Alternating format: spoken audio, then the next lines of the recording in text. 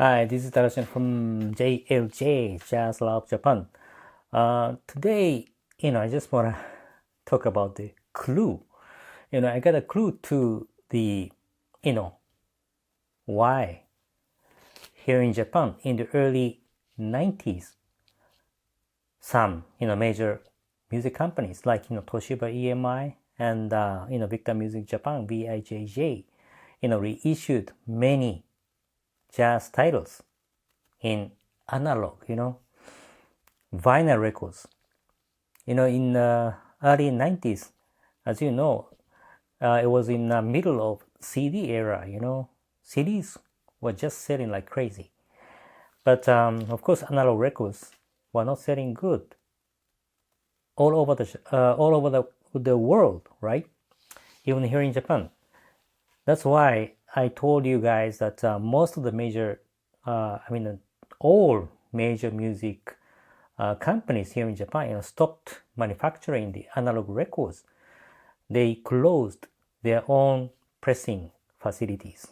That's what they did, in the late 80s.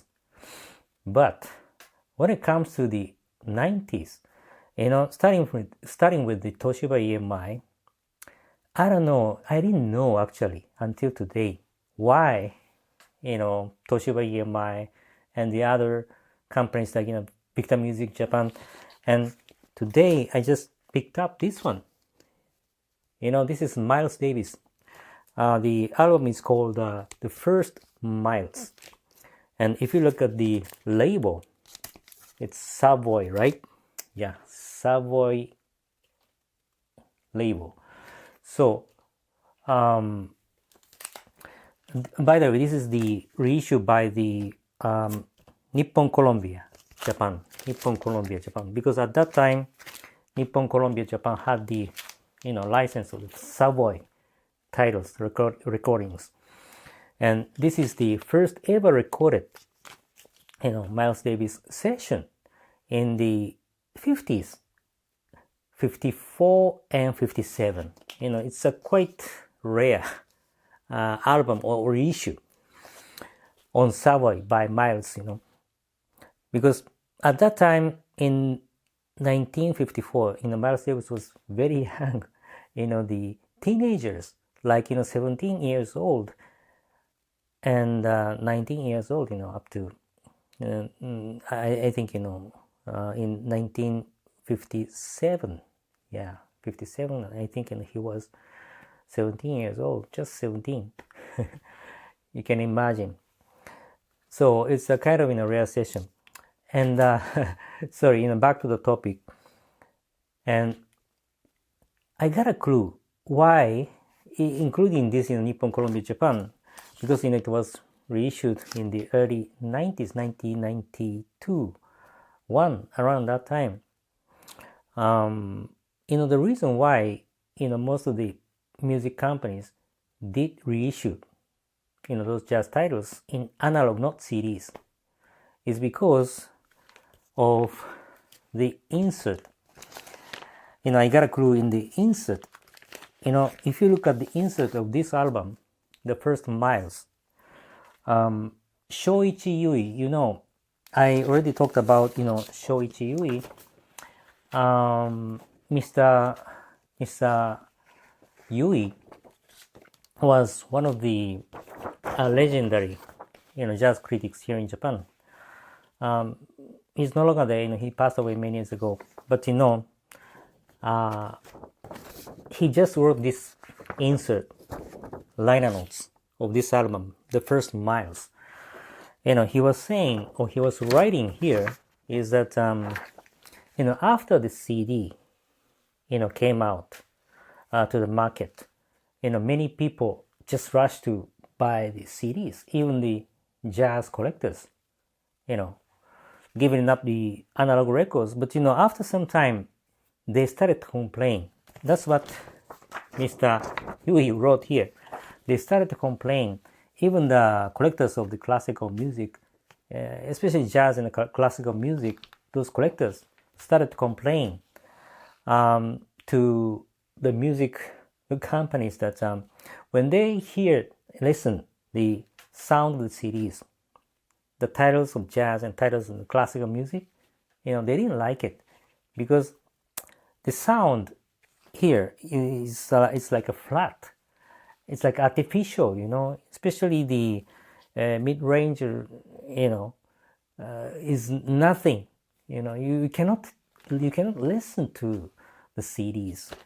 That's what most of the jazz collectors here in Japan said to those critics or to the music companies. So they complained a lot about the CDs. Yeah, and they somehow demonstrated, or how to say to those people in the industry that you need to you need to give us back the analog records. We want to listen to the analog records. So that's why the music companies decided to reissue or to press again those analog records. This is one of them, Nippon Columbia Japan on Savoy, and the Blue Note on Toshiba, and Prestige Riverside on the Victor Music Japan. Yeah, that's what I think happened. Actually, it is written here on the liner note here. So I read it, and I think it's very, very interesting. And now I had a reason why, the clue to why the music companies here in Japan reissued many, many jazz titles in the early 90s. I think, the jazz collectors here in Japan did a great job, And of course, at that time already, there was no pressing plant in their company's facilities. So that's why Toyokase came in, and Toyokase did a great job, right? To reissue, to cut and press, and their cutting technology. Yeah, until now, I didn't realize how great it was, for those reissued records with the high quality cutting. Cutting is everything for the analog records, as you know. So they did a great job too. So everything, I think, jazz collectors, the voices of jazz collectors here in Japan, and pressing companies like, Toyokase, and also the music companies that heard the voices from the collectors, and they decided to do so, to press the analog records again in the mid of the CD era. What an amazing, story, and the fact that I found. So I just wanted to share with you that kind of, thing. I think it's interesting to you guys too. So that's it for today. I hope you like it.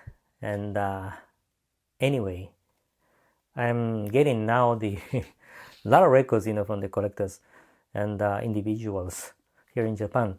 So just keep watching the videos like this, and also the blogs at our site, and also of course, JLJ membership.